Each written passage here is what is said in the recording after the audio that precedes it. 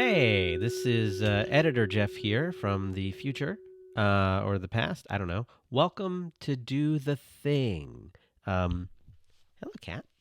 This week we're trying something a little different. We're trying an interview with Doug McArthur. He's a musician, and I mentioned him a couple episodes ago, and this is kind of an experiment. Again, you're teaching me what the show is. So I thought couldn't do a live stream because of the holiday, and I thought, well, great time to do an interview style podcast and to put that out on a Friday. So regular live stream will be back Monday. We're going to keep doing our Monday night creator chats, which is what we call the live stream. And I'll cut those up into episodes of Do the Thing. I look forward to taking your questions and hearing advice from you and learning what you do to stay creative and to stay productive in making your creative works, and just how you're coping with life and being a creative person. But this week is an interview with Doug, so we're going to try that, see how that works, see if you like it, and let me know. And if so, we'll find more interesting creative people to interview. So that's it. Please enjoy this interview with Doug McArthur, and we'll be back next week with a regular episode of Do the Thing. Hey! I'm glad you're here. I'm getting a notice that my internet connection is unstable. Seems fine on my side. So okay. Far, so good. We'll just keep rocking and rolling. I can hear you just fine. It's just, watching you move. It's a little janky, but that's fine. I'll try to be very still. The internet's vision is based on movement. So we're in Canada, but is this a home office or what is this? Yeah, so I was saying, this is my home office. We bought this place. Prior to this, I was living in this much smaller house on my own before we got together. And so it's been very nice because I've had the opportunity to set up a dedicated workspace for myself, because I have worked full-time from home since late 2019. Yeah, pre-pandemic. Yeah. You got in before the deadline. That's good. Yeah. Something like that. Yeah. That's just how it worked out, I guess. I have had remote jobs actually in the past as well that I've really enjoyed, and some other ones where I've worked in an agency that had an office downtown, but then gave you lots of flexibility if you wanted to work from home a couple of times a week. So I've always had a workspace at home, but now I actually have like a full room with a door that I can close, and just be in here and focus. And I mean, nobody else is here during the day, but it is still nice to have a dedicated space for my work and all my other tinkering. So that's where we're at right now. So does that so it sounds like work and play and creativity happen in the same physical space, right? Yes and no. So I think when it comes to like me being in a place where I can like record music ideas and work on other like projects, whether that be I'm designing a website for some freelance client, or I'm just doing my job, all that stuff pretty much happens in my office. But I do try and go other places as well, just to like get in a different headspace. Sometimes I just go a little stir crazy too, and I need an excuse to go somewhere. Right. I'm that way. That's why I went to the Apple store the other day. Was there anything there? Was there anything there? Well, we're right before, aren't we? Yeah, that's actually interesting. I ran into someone who I worked with a long time ago. I went through a communications and broadcasting program at Red River College here in Winnipeg, and part of that was that they give you co-ops, so they give you little internships that last for 2 or 3 weeks at different places. And so mine was at a local TV station called City TV, which doesn't exist anymore. And I was working as a copywriter for the breakfast television program. And so they would bring me, here's all of the like promo spots. They do these little 30-second promo spots to let you know what's coming up on the show the next day, and the host would read it. So they wanted me to like basically, write this copy. And I did that for 2 weeks, and they offered me a job, and I turned it down. It was a whole thing. It was a time when I wasn't finished school. My college had a program where if like their whole deal was we want you to get a job when you're done. So if you get offered a position before you're finished your diploma, they just fast track you and they say, "You're done. Here's your diploma." I could have done that, but I still felt like I had more to learn. There was probably 6 months left in the program and another internship that I was supposed to be going to, which I was really excited about. So um, it was a weird spot because the person who lined up the internship for me was my instructor in advertising. And so he says, "Here, I know the manager at this TV station. We'll line you up. It's going to be great." And it was great. But I just didn't feel like it was for me. And so I got to the end of it and they said, "We'd love you to work here." And I said, I just have some stuff I'm not finished with yet. Maybe later. How old were you when you made that choice? I was, I was 26. That's a really mature choice for that time period. It feels like, I mean, like I know you're right on the cusp of whatever, but like, that's it's a long view of your life to take. I think that's smart. Yeah, I think it was a combination of things. I had already gone through university, a 4-year degree, and gotten, my degree in English literature with a minor in philosophy, and had a real fun time. Like philosophy jobs, they're just handing those out like candy. Um, so after that, I worked. I worked for a company doing a whole bunch of different kind of marketing and communications and type stuff. And it was mostly just because a friend of mine's mom ran this company. It was like a publishing company that she was expanding to have like a speakers bureau and all this stuff. And they needed somebody who knew web stuff. And they're like, "Hey, Doug, you're good with computers. Can you like help me fix this spreadsheet?"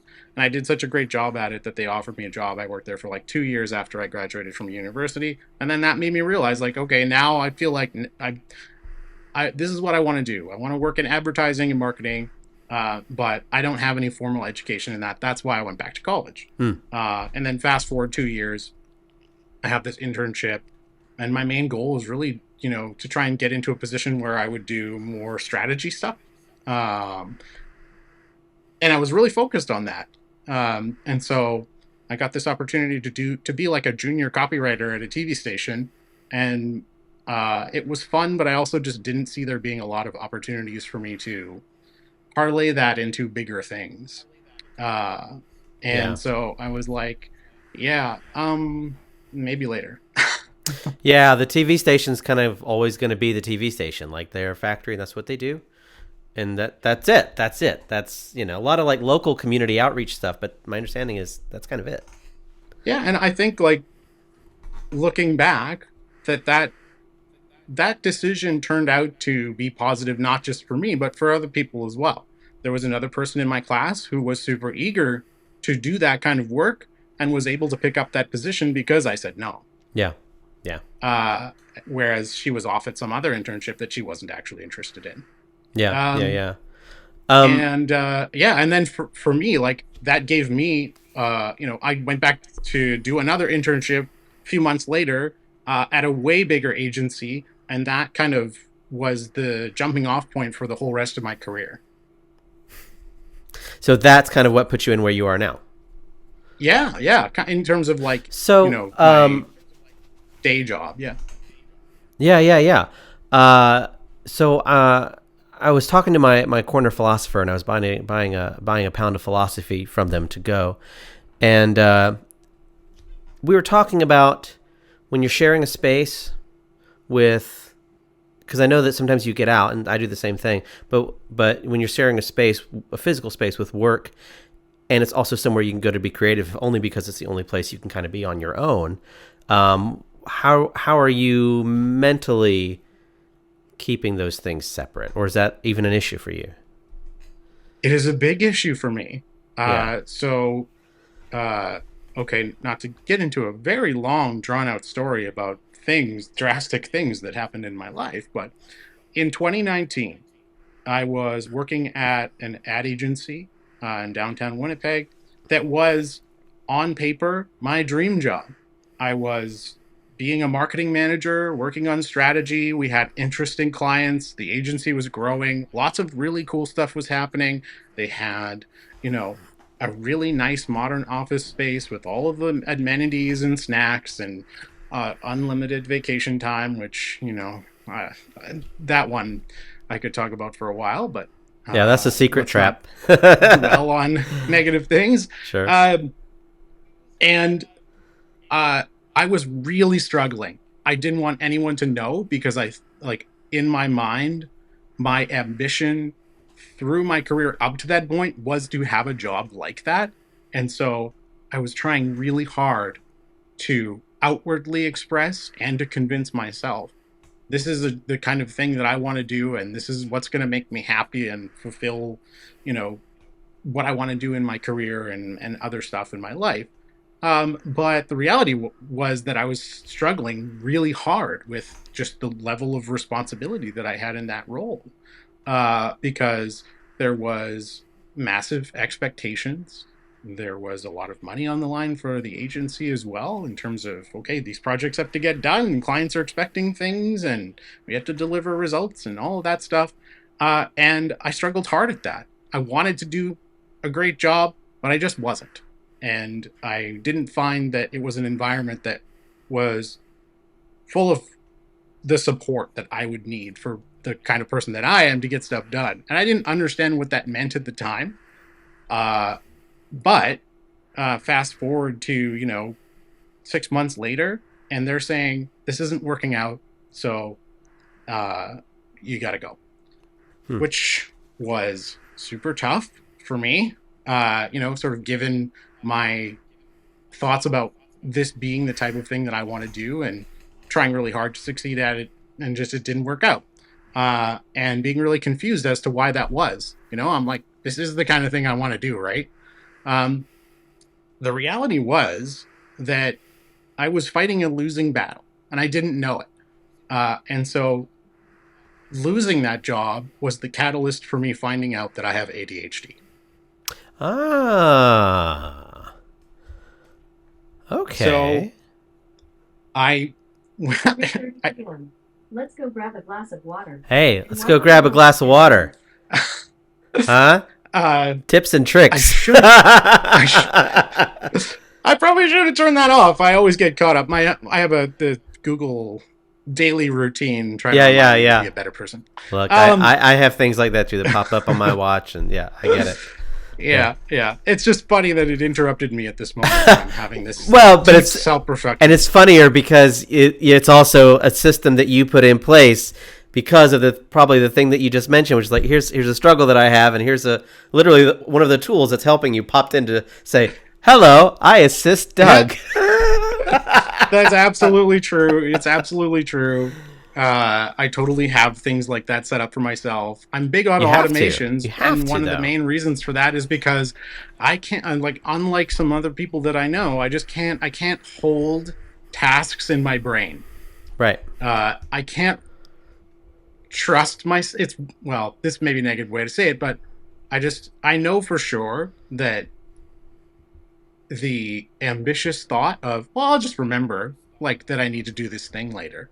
It just doesn't happen for me.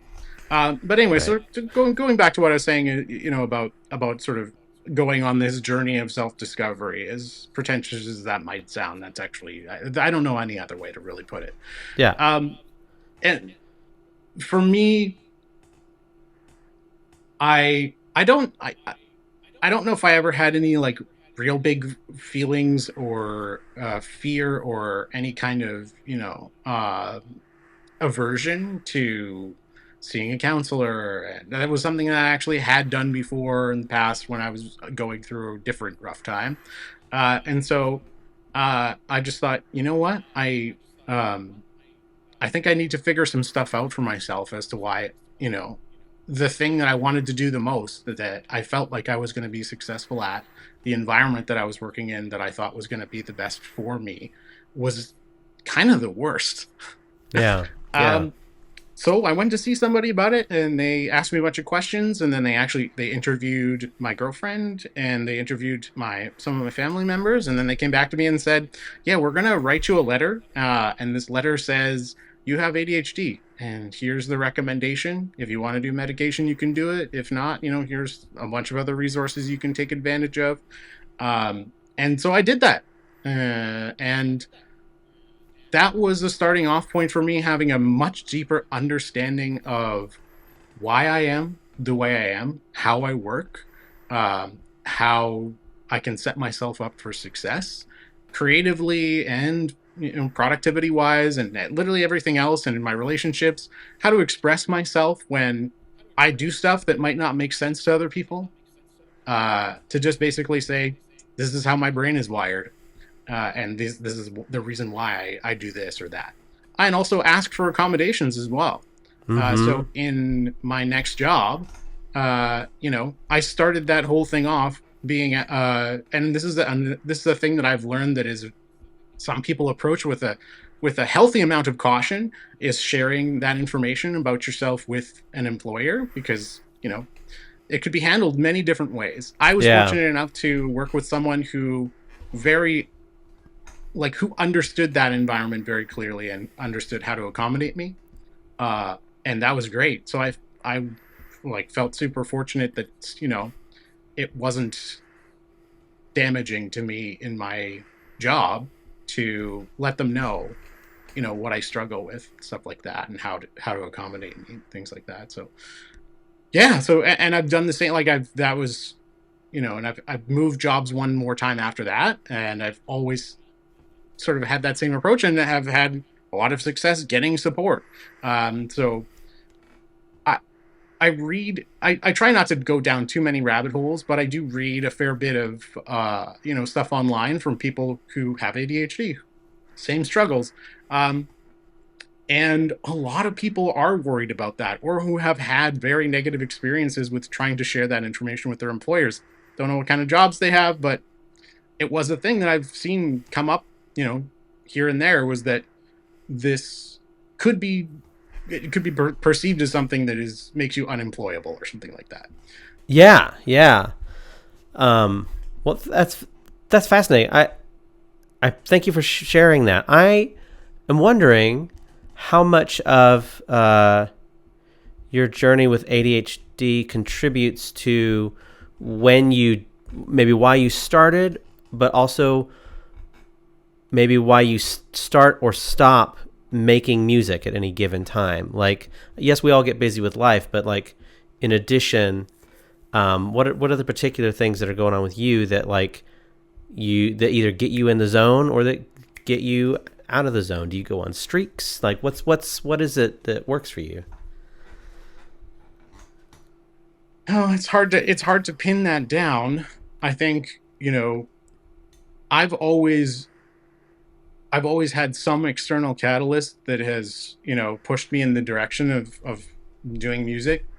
Um, but for the stuff that I just started, it wasn't a New Year's resolution, but it did start, I think, over the holidays. And it had been something that I was thinking about for a long time, because I would sit down and look through my archives of all my little snippets and song ideas and stuff that I'd worked on that I'd never properly recorded, and went, I think this idea is actually worth doing. Um, but I wouldn't ever sort of have that follow up. And I think for me, and kind of tying this back to um, you know, one thing I struggle with, which is sustained focus. Mm-hmm. Um, for me to sit down and open up Logic or whatever it is and try to start like putting down tracks and organizing things, it gets complicated very quickly, and it could get overwhelming as well. And so that's, I think, one reason why I had many failed attempts to do a lot of recording and put down a lot of ideas in some structured way myself. And then I just thought, why am I doing this to myself? And I think that was informed by uh, a realization that I don't need to do this 100% alone. And that I don't need to, I can have an idea, and I don't need to be the person who 100% executes it. And so I that happened to line up with someone who I have known from the music scene in Winnipeg for a long time, just tangentially, whether it's because I went to see his band's shows a whole bunch and just admired his work, or I met him through other musicians who I've worked with, stuff like that. There's a pretty tight-knit community of musicians here. Anyways, his name's Rusty Robot. That is his legal name. He changed That's it great. legally. He's an excellent human being. And so I just reached out to him and because he had posted something about how he had some room to take on some new clients. He does production. He's a multi-instrumentalist. He does everything. And so I was like, this is perfect because I love his songwriting style. He can basically do everything. And I think that he'd be a good foil to me. And I also he had also been somebody who recently, found out that he has ADHD. And so he and I have very similar brains, very similar sort of ways of thinking and stuff like that. And I think I just was like, I think this is going to work. So I reached out to him and said, hey man, like I got some song ideas. Here's a video of me playing this one song. Like, do you think this is anything? And he goes, yeah, man, I think that's super cool. I'm like, yeah, okay, can you help me record it? And he goes, yeah, absolutely I can. So that's kind of how that started. And I think it was back in January that I started working with him, and it's been incredible since then. Like Oh, wow. I've just really enjoyed not just making music with his help, but just spending time with him too. Because like I said, I think we were just very similar personalities and stuff like that. So he's just a super fun person to hang out with, which I don't know. I don't know if you experience this too.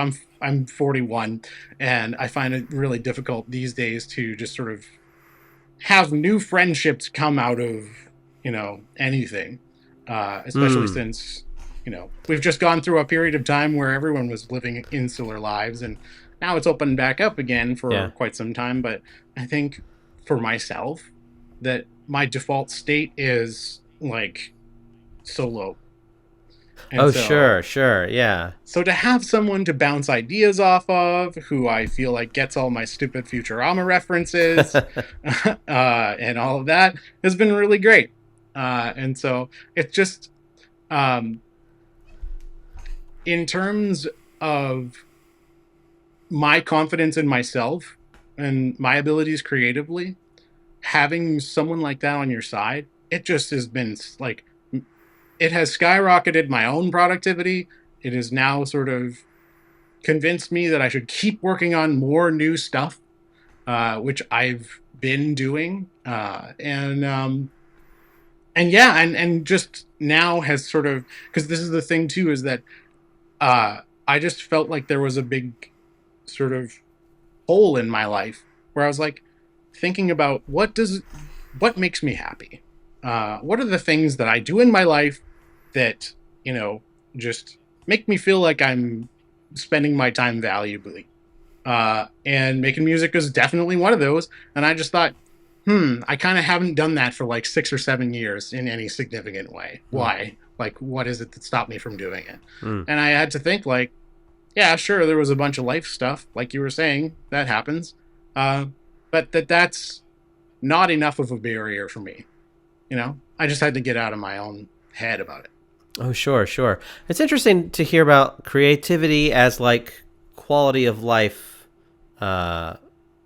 booster or salve, or like another way to sort of maintain and scaffold the rest of your life. I think that's fantastic. Like it's interesting, because I live in in a little bit of the other world where it gets hard for us sometimes to kind of have a proper life because it's always like the gig or the thing or the, even just like freaking like, when can I cut my hair? Because if I audition for something a week ago, I got to look this way until I get a call or don't get a call or get some sense that something's happening or not. That kind of weird stuff. Right. And COVID was weird for us too, because we were isolated like everyone else, except I did a whole bunch of TV shows during COVID. So you would go up and you'd get swabbed on the set, and I was weirdly working and meeting people a lot during this weird lockdown time because all the studios were just like, everyone's watching TV. We gotta make TV. Yeah.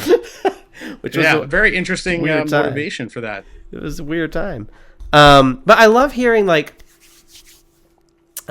you found a creative partner, and like my initial instinct had been to ask how you felt about the work that was coming out of that, because that's just how my brain is warped. But hearing you get to sort of the end of the story, I really came around to, like, it's not that the quality of work's not important, but because that drives you to keep doing it, but hearing that just the process is so enriching to your life as a whole. Theater kids especially are taught all the time, like, it's about the process, the process, the process. I spent a huge chunk of time, a couple months, rehearsing a bunch of college actors. I've directed a show as a favor to a friend of mine, and the performances were like a few days, but the rehearsals were a couple of months. And I realized, okay, this is process, process, process, process. So I love that you're finding joy and reward in the process, and that seems to be fulfilling. Oh, absolutely. Like, all I do now is think about the next time that I'm going to get back into the studio so we can keep doing cool stuff and trying different ideas and just seeing how things come together. It's so much fun. Yeah. I do come at it from a completely different perspective now, though, because there certainly was a time in my life where I was, sort of standing on the fence, thinking about, okay, I have two skill sets that I've been developing, one in music and one doing, marketing stuff and being a writer. And there's certainly crossover there, obviously, but I did think for a little while when my first band was called Broken Halo. And we had a moderate amount of success. We put out 2 records. We toured Western Canada. We played some big festivals. We played with, some pretty big name acts like Sum 41, ZZ Top, The Trues, The Tea Party. I'm trying to think of Evanescence. Nice. We played with some cool, like, really big bands. And so, we were at a point where, if we had all really dug deep and committed to that as being a thing that we wanted to do, that there could have been legs to it. I think our music was strong enough and that there was enough interest in us as a group that we probably could have, got representation and booked more tours and kept writing and recording more music and stuff like that. And for me, I think I looked ahead to what that lifestyle would be as somebody who was in his kind of mid-20s at the time. And I thought, do I want to be a person who just, like, exists in this weird nominal space where I'm just on the road all the time? And road life is hard. Yeah, that's hard. And I've met many performers who chose that lifestyle. And there are some massive trade-offs to it. So I don't know. I guess it's just a personality thing, whether or not that just kind of jives with if you can stay happy and productive while you're always on the move. But I do think that there's a point where people burn out from that. Oh, sure. We're close to Athens over here. So I have a lot of friends out there, a lot of musician friends and stuff. And there's that whole spectrum of stories with them. You have some who are lifers, amazing talents. They find various levels of success or they don't, but some of them are always out on the road, and it's the same feeling you described, and maybe that's their life and they love it. And there's some people who are always kind of between gigs, or some people who did it really hard for a while and now they're just in Athens doing other things, for similar reasons. So it's just fascinating. Like, everybody's path is so different, and that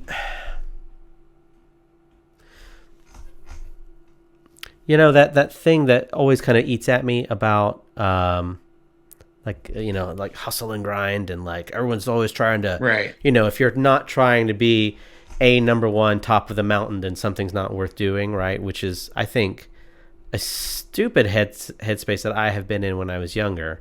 But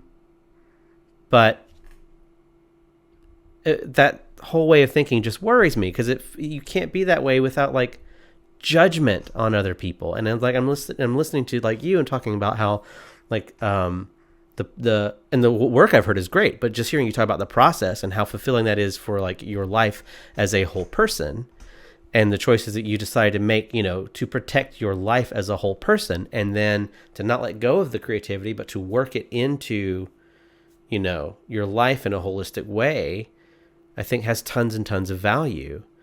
I don't know if it's like I don't know if it's like an American thing or not, that like there's such like a career thing, or if it's just, I don't know, but it's just something I notice, and I'm trying to encourage a conversation of things are worth doing that are not your job, as far as like you have to do creative stuff as a job. Yeah. Says the guy who does creative stuff as a job. Where am I talking from? But do you know what I mean? Like, I do know what you mean. I mean, in my day job, I do get some opportunities to do creative stuff, whether Yeah. that be just, helping my clients build out landing pages and making that look great for them in a way that they didn't expect, or, just coming up with solutions for things. There's creativity in everything, that you do. I'm sure even mathematicians have some level of that. But I think, like, for me, the split between my jobby job and what I do outside of that, creative projects outside of that, whether that's like building myself a retro game console with Raspberry Pi, or making music, whatever it is, that once again, I feel massively privileged and super fortunate to have the freedom to do those kinds of things. And the only way that I have that is because I have a great job that pays well enough that I can pay all my bills and still also have time to pursue creative stuff. Uh, and so for me right now, it's like, I think what I was getting at before when I was saying, okay, there was a point where I was kind of on the fence about, do I want to do music as a career, or do I want to just sort of keep that in my back pocket, and go down this other path, which I did wind up doing. It was, I felt at the time that it was a hedge. I was like, all right, well, if the music stuff doesn't work out and I don't become a massive superstar, then I know I've already, sort of built up some other skills, and I can just go like fall back on that and have a job. And it was a little depressing at the time. I was like, sure. Does that mean I'm not confident in my own, in my own sort of talents as a musician or anything like that? But looking back on it now, I'm so glad that I'm in the spot that I am, because now and I know this is probably a different experience for you, I don't have to, I don't have my whole livelihood wrapped up in my creative output. Oh, sure. Yeah. I mean, my union's about to go on strike, dude. I get it. Oh, yeah. Yeah, I've been seeing a lot of that. We just voted yes, like or it's not official, but like, yeah, we have our little thing from SAG-AFTRA that's like, hey, why don't you vote to authorize a strike? And we're like, okay. I think, you're right. Our experiences are different, and I appreciate that. And I like the world where either choice you had made at that crossroads is valid. If you had chosen to go the other way and like, I'm going to dig in, no matter what, it might have worked out, it might not. There's no way to know, right? Right. But you know yourself better, hopefully, than anybody. Which also I think is something that's like super important that I want to help communicate, is like if folks can really, really understand themselves, I think that's so important to having some kind of satisfaction in life. And I think, yeah, I could not have made the other choice. As many other things as I've traded off, and things are not easy, but like I could not have made the other choice, and I have tried. Like it's like, okay, well, maybe I should, and uh, the universe keeps picking me back up and saying, no, buddy, you should be over here. It's like, but I'm broke. It's like, yeah, well, whatever. But it's like, okay, but in the hard times, it's like, yes, but this is what I chose. I take responsibility for that choice, and I understand that even in the hard times, this choice was the right choice for me, which is nice in the good times too. But I think either choice is valid, and what matters at the end is that you are able to be present and like happy where you are, and like you find the way to make the creative stuff work for you that in a way that is healthy with your life, which it sounds like you're doing. Yeah. I mean, for me, I think what I'm really enjoying right now about making music that's very different from my experience in the past Yeah. is that number one, this is completely solo effort for me. Yes, I do have an incredible producer and someone who's really helping me make the best version of everything that I'm putting out there, which I couldn't be more thankful for. I am so happy that I have that relationship. But on the same note, like I don't have a band where every member may have slightly different ideas about what success means And to be in that group. were you formally like the band that you've listed? Was that like a proper band, or was that? Do you know what I mean? Okay, that's what I thought, because that's the people you toured with. Yes, it is. Okay, Yeah, got so it. I've had two bands in the past. The first one called Broken Halo, and we did all the touring and put out a couple of records. And then after that, I formed Soapbox. That's who I was thinking of, was Soapbox. Yeah. Yes. Formed Soapbox with a guy who I went to elementary school with, who's another brilliant musician and also producer. He actually went through school to be an audio engineer. Mm-hmm. And so he has an incredible studio in his basement, and that's where we recorded that album. And, we just sort of put together some folks from sort of different parts. There was actually, the former bass player from Broken Halo joined Soapbox to play guitar. And then a software developer who I worked with at an agency in Calgary moved back to Winnipeg because it's his hometown, and it just so happens that he plays keys, and he had always been interested in doing something with me because he and I had connected on that when we worked together at that agency. And so he joined the band to play keys, and then Colin, our bass player, who was my buddy from elementary school, was in another band with a really good drummer, and he brought that drummer on. So, that's a pretty common story of how bands come together. Everybody knows somebody who can sort of fill in those spots and stuff. And we gelled really well together. We wrote a bunch of songs, recorded an album, and we never the only thing that I think I would like to have done more with Soapbox is that we didn't tour. We didn't tour at all. We played a handful of shows, and that kind of was it. And then the band dissolved because everybody in that band kept having babies. That happens. That happens. Yeah. So yeah. Do you ever record on the big inch reels? Do you know what I'm talking about? The big reels. Yeah, like a tape machine? No, unfortunately not. I've been in a bunch of studios that have that equipment, but I haven't had the privilege. There's an incredible studio here that has just started getting really busy in the last little while. That does. I don't know if it's all analog, but they have a lot of analog equipment, and that's kind of their specialty. They're called No Fun Club. And you should take a look at their Instagram. They're very active there, and they do tours around their studio space and stuff like that. And they're a bunch of goofballs, so it's fun to watch. But they have an incredible space here. I have never recorded there, but I've seen it, and it's really, really interesting. And they do all that analog stuff, all the tape stuff. So maybe next time I start up a recording thing, I'll go there. I'll have to check it out. Where I'm at right now with just being creative and making music is that I feel much freer than I have before, because there's like I said, I'm not with a band. There's no real expectations in terms of what other people think the music should sound like, or what should we do with it? Where should it go? Things like that. It's just me on my own. I'm self financing my own recordings. I have no expectations or deadlines in terms of What does it sound like at the end?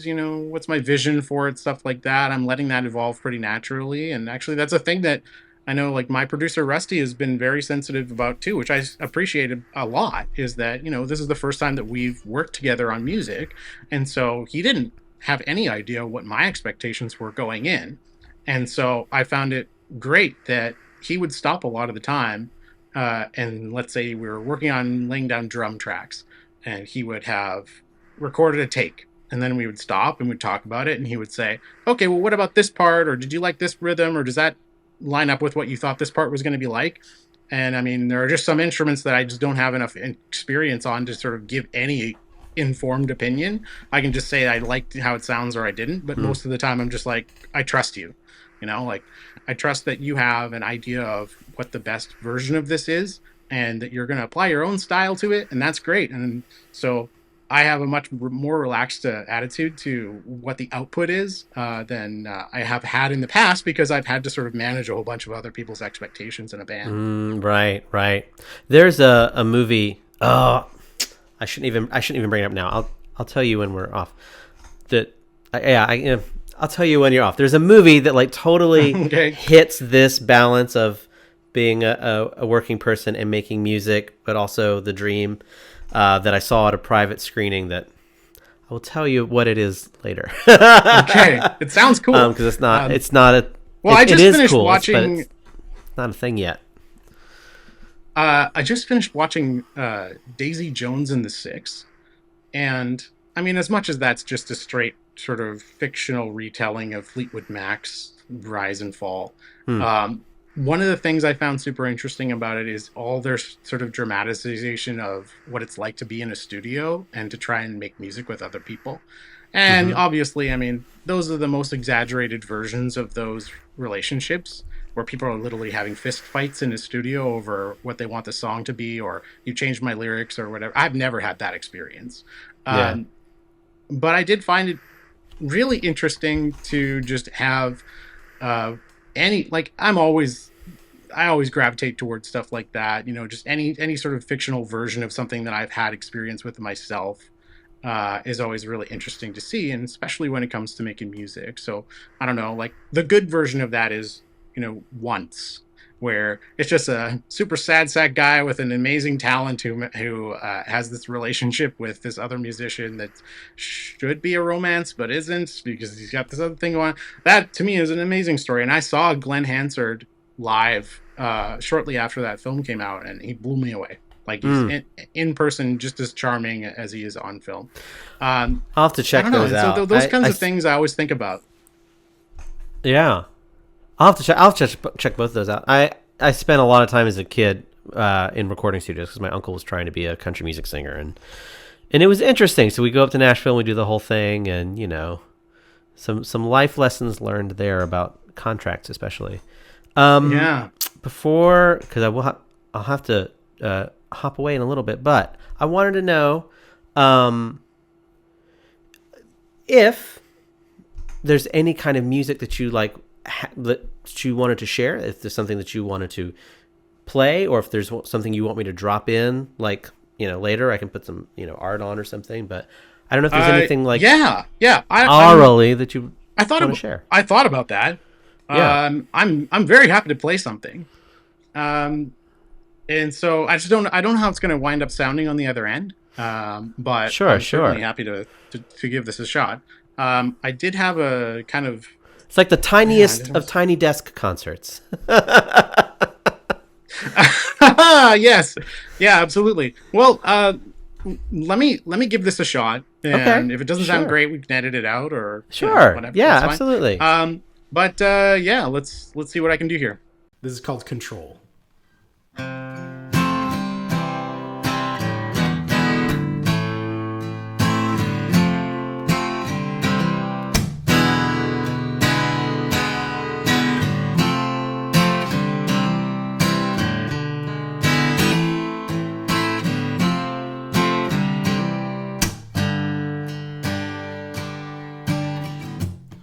We've already said all we need to say. We've already had it out. take your petty words and pack them all away, yeah. 'Cause we've already had it out. If there's a little heart beating in your chest, then you'll know to let it go. If there's a little voice screaming from inside, then you'll never lose control.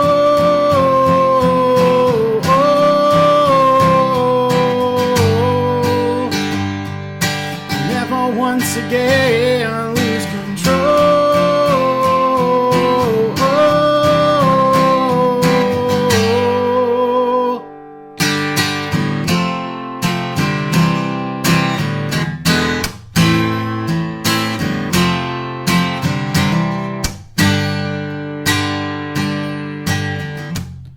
We've already had all the little fights, 30 years but over 5. So take your petty words and pack them all away, yeah. 'Cause we've already had enough. If there's a little heart beating in your chest, then you'll know to let it go. If there's a little voice screaming from inside, then you'll never lose control.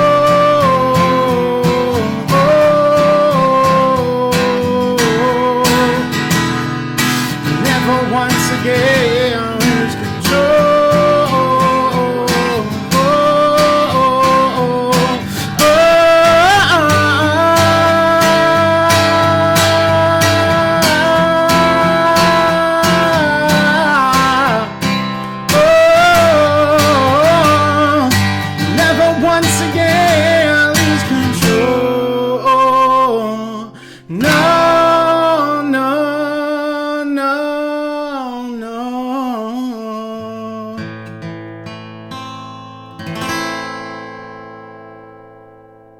Hey! Yeah. Excellent. Excellent. So is that a new one, an old one? What is it? That is, yeah, it's old, very old. Yeah. Yeah. I think I wrote that in like 2009. Amazing. Yeah, Wow. it's been around for a long time. And it's funny because the meaning of that song has changed for me. Like, I haven't changed the lyrics or anything. The structure of the song is basically the same as always been. But I just come at it at different times in my life, and it starts meaning different stuff to me. Mhm. When I wrote it, I think I was most just sort of thinking on the most superficial terms of like relationships that don't go well in my life, and why that happens, and conflict with people, and sort of getting stuck in a rut in a relationship. And like, there's a lyric in there about how you have all the fights from 30 years but over 5. And so I think now what I come at it from is a much more sort of positive outlook, because I feel like my songwriting in the past, it's been so drastically negative. Like, I don't know why, but I was just influenced by other artists at the time whose lyrics were always just such a downer that that's sort of where I tended to go as well. But now I just come at it and I'm like, no, this song is actually about somebody who realizes stuff isn't going well, but who has also had the realization that they can take control and they can change their own attitudes, and they don't have to necessarily be, burdened by someone else's version of that story. Yeah.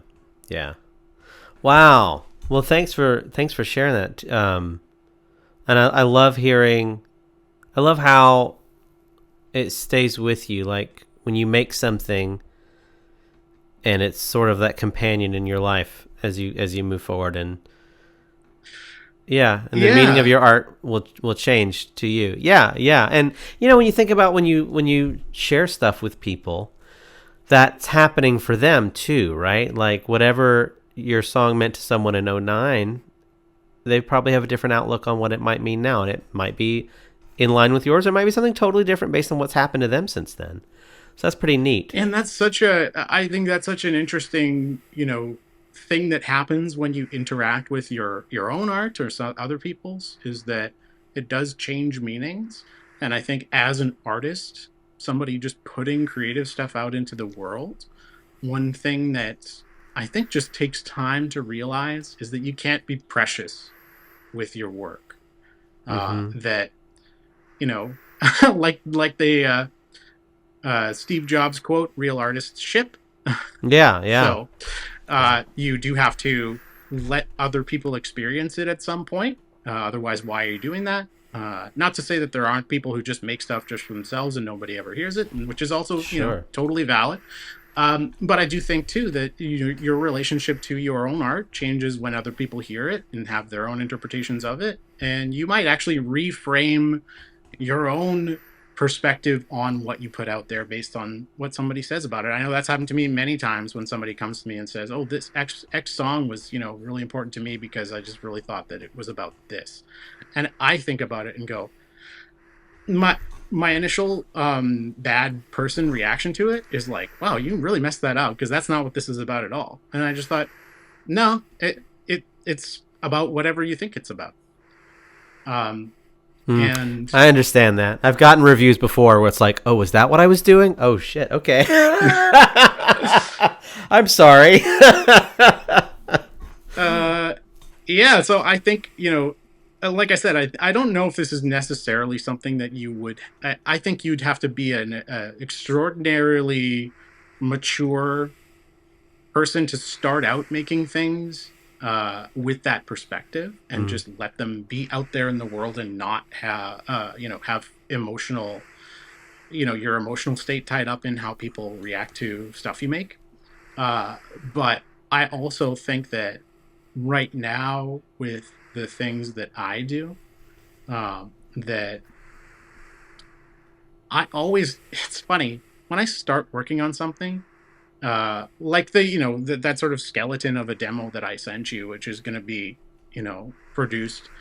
I'm not shy to show people and the evolution of something that I'm doing, because I'm always excited to be like, check out this cool idea I had, and look at these harmonies that I'm going to put here, and this is such a cool idea. And then for example, with that specific demo for that song that I sent you, that's called Draw the Line, I had a really interesting idea for some backing vocals, just this line that kind of repeats, and I took it to the studio when we started actually recording it proper, myself and Rusty, and I showed him that, and he was like, "Dude, this is super cool, but this doesn't belong here."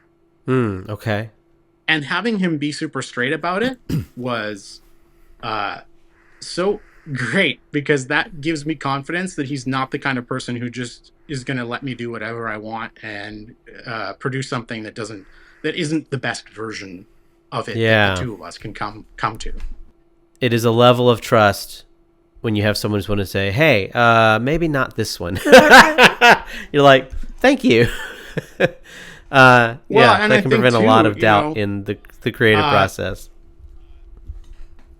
There's a mastery to how you tell someone that an idea that they have isn't bad, but isn't going to produce the outcome that they would hope. Sure. So the way he phrased it to me and sort of the way we talked about it made me feel like, okay, no, he's taking care of me here. This is cool. Yeah. And so, because then you can trust them when they say something is good. Absolutely. Right. And that's another thing I think is difficult too, is that when especially if it's somebody who you are just starting to work with creatively, that if they're heaping praise on you for things that you're doing, I just think a lot of people, including myself, come at that and have a difficult time accepting that they're being sincere about it. So I think that's also just a very important lesson to learn, that when someone comes to you with a compliment, even if it may seem, like there's not a lot of weight to it, or that it's something that people just say to be polite, the more that you are accepting of it and you say, oh my God, thank you so much. Like, I did think, I had a good feeling about this, and I'm so glad that, you liked that idea, because, that validation is so important. Yeah. To, like, I think I've mentioned this before too. Just having that, like, person who validates the stuff that you do and says, like, these are great, like, those kinds of things. It's such a confidence booster, and for me too, it's a massive inspiration to keep working. Right? It's to keep doing more stuff, to do the next idea and the next idea and the next idea. Yeah, yeah. It took me a long time to get comfortable if someone would say they liked a show or they liked I don't know, some piece of work or whatever. But then I started to realize, like, if someone says, "Oh, I saw this thing, it was really good," like, anything other than "thank you, I appreciate it," any kind of rebuttal or denial, like, even if I like wasn't feeling like whatever it was not where I wanted that piece of work to be, anything other than "thank you" is like me calling them stupid. And that's, they want to show some sort of, like, they want to connect, they want to share, and me saying, "Oh, it really wasn't that good," it was me saying, "Oh, well, you clearly," like, it could come off as me being demeaning to them, or saying, dismissing them, and, like, that's really shitty. I know what you're saying. It's like somebody. Oh no, that was terrible. Hey, I saw you in this show, and I thought you were really great, and I just really loved the performance, whatever they say.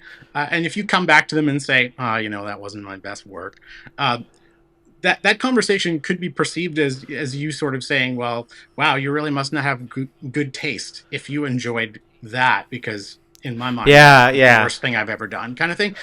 Sure. Everybody has hang-ups about things that they put out in the world, right? Yeah. And once you're done doing the thing and you put it out there, most of the time you can't go back and change it unless you're like a George Lucas.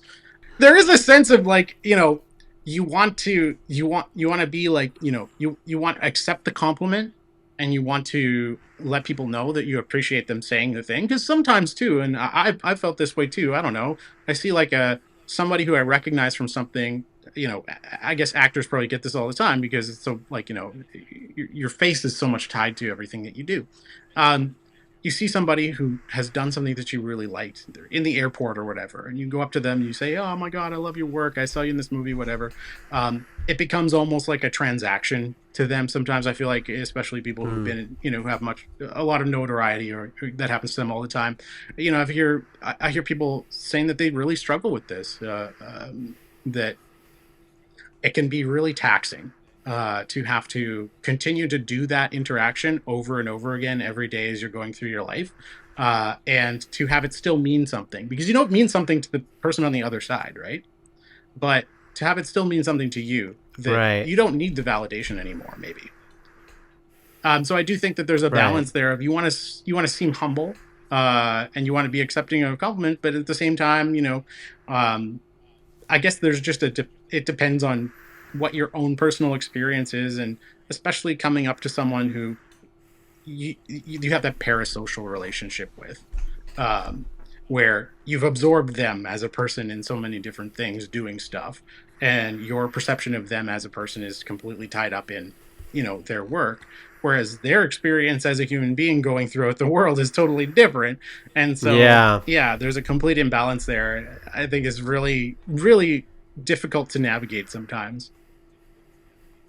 Yeah, well, you're also too close to it. You know all the things that were wrong with it. You know all the things that are weird about a show or about a gig or whatever. Like, so sometimes I think we lose perspective.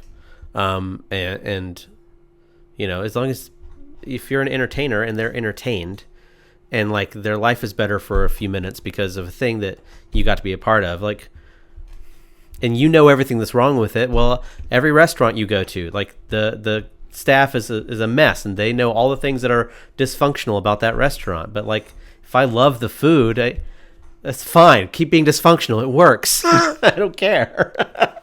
Yeah, whatever you're doing. Yeah, I've definitely had that too, where, on previous your albums, personal life is a mess, but this burger is great. Yeah, your marriage is in shambles, but damn, But that boy, cheeseburger was really good. uh, oh man, no, I definitely have sorry. Go dabbled ahead. that on a Albums, probably albums. much more minor scale too. I was saying, yeah. I mean, yeah, albums that I've put out in the past. There are songs that I really, really like, and that I, still come back to and go, you know what, this is pretty good. I'm happy with that. Other ones where I'm like, that was a total stinker, and whatever happened in the studio. That sometimes it was decisions that were completely like not. I wasn't even present.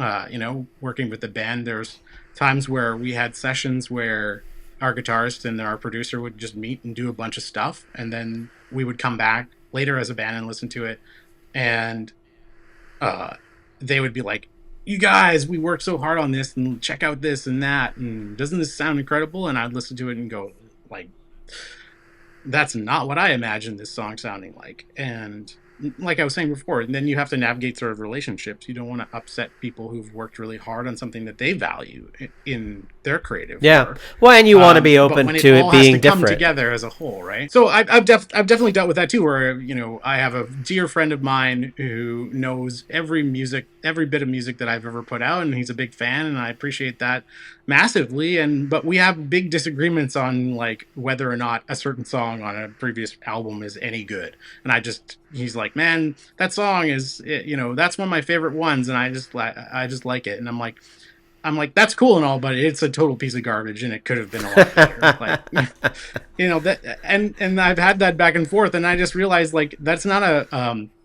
productive conversation. I'm not going to convince him differently because his opinion on art, like, and so as time goes on, I just have to like kind of, like I said, just kind of let go of the idea that it's ever going to be different. Yeah, and it's not yours anymore. Like you made it, and that person likes it. It's not yours anymore. It's theirs.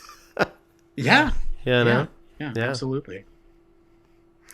Well, I think we're gonna end on this high. I appreciate so much you sharing the music and like your story and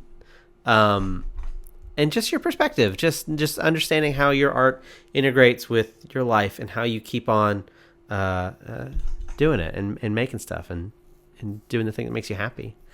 Well, thanks for being here. For inviting me. This is so cool, man. You know what? It's like I was just mentioning the whole idea of just having a parasocial relationship with someone, and so I know you and I have chatted back and forth on it's been fun. It's been a lot of fun and stuff like that. It's super fun.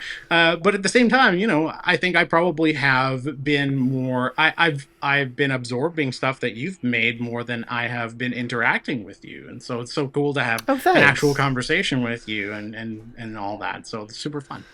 I appreciate feeling like I'm not shouting into the void.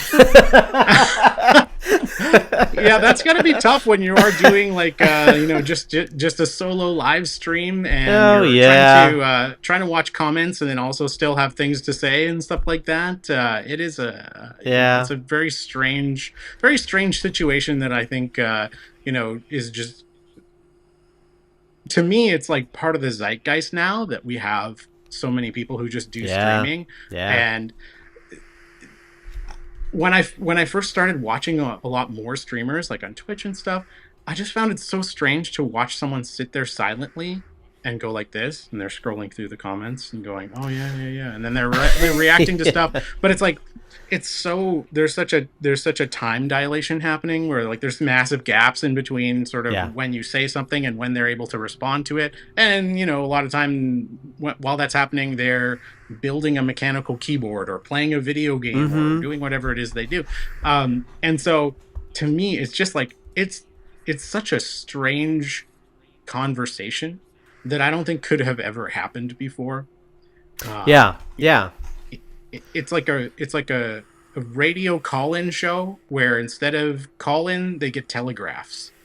Right, because and it is weird that it's massive amount of time that happens. Let me read this. It's like swimming. Right. It's bizarre. Yeah, but it's not even so much like a letters from listeners, right? Because then you're like reading it in advance and you've got prepared responses to some degree. No, it's live, but it's not.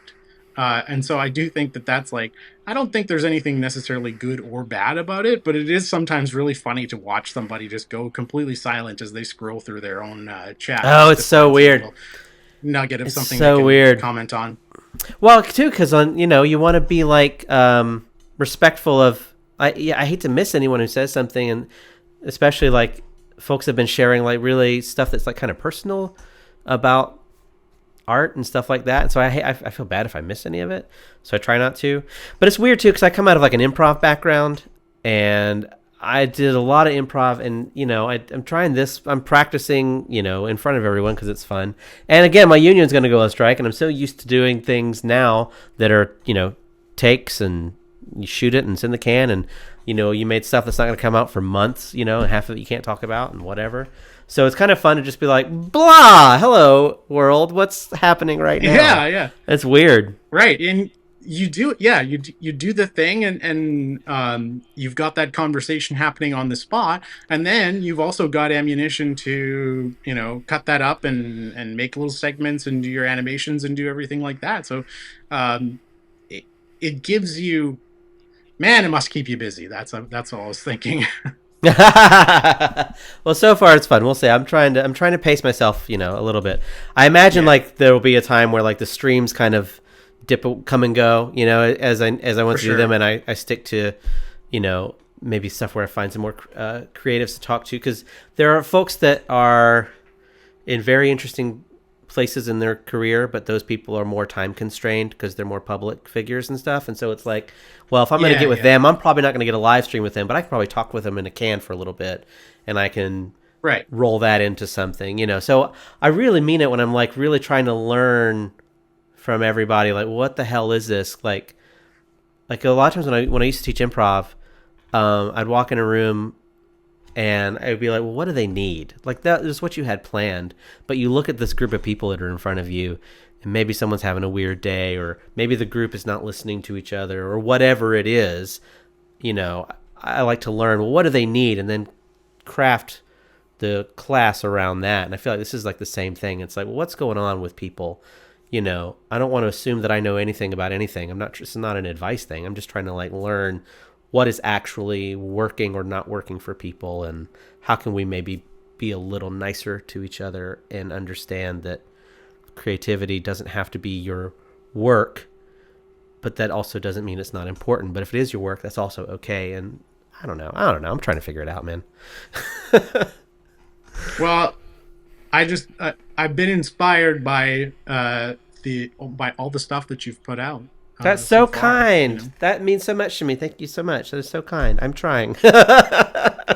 I think I mentioned too. We had a little a little offline chat just trying to organize this thing, and we were talking about how you had been thinking of doing this podcast for quite some time, and you'd had the website and all this other sort of all the things that circle around the actual thing, and then you just decided, why am I waiting? Like, what is the thing that's sort of going to be going to actually trigger me to do this? And you just realized, like, nothing. Just go for it. I had the same. I was commenting on that because, like, I had the exact same experience myself. I was gonna do a show. I had a really clever name for it. I set up a website for it. I made a logo. I did a whole bunch of sort of the workaround, trying to set myself up to make something that looked really cool. And then I got up to the point where I was like, okay, now I actually have to come up with topics, record shows either just on my own or line up guests. And I was like, this is too much. So I got up to that point and then stopped, which is too bad. So I might revisit it now that you should go for it. You should. That's so kind. You should go for it. That makes me. I love it when folks are like, yeah, and I'm doing stuff, and that makes me really happy. You know what killed me is, I don't know if it was 10 years ago, but it feels like it was. I had this show. I had a bunch of show ideas, and I was showing some thumbnails to people, just casually at a restaurant, just a friend of mine. And my friend's girlfriend leans over to the do the thing art. She goes, "Oh, I want to know what that one is." And that's been sitting in my head forever. It's like, I need to just do this. I need to just do this. Anyway, blah blah blah. Well, we'll call it here for tonight. But I'm like so glad that you're here, and I'll cut this up and make stuff, and I'll make you look cool. That's my job. It's really good to talk to you. I'll catch you online and stuff. Yeah, you bet.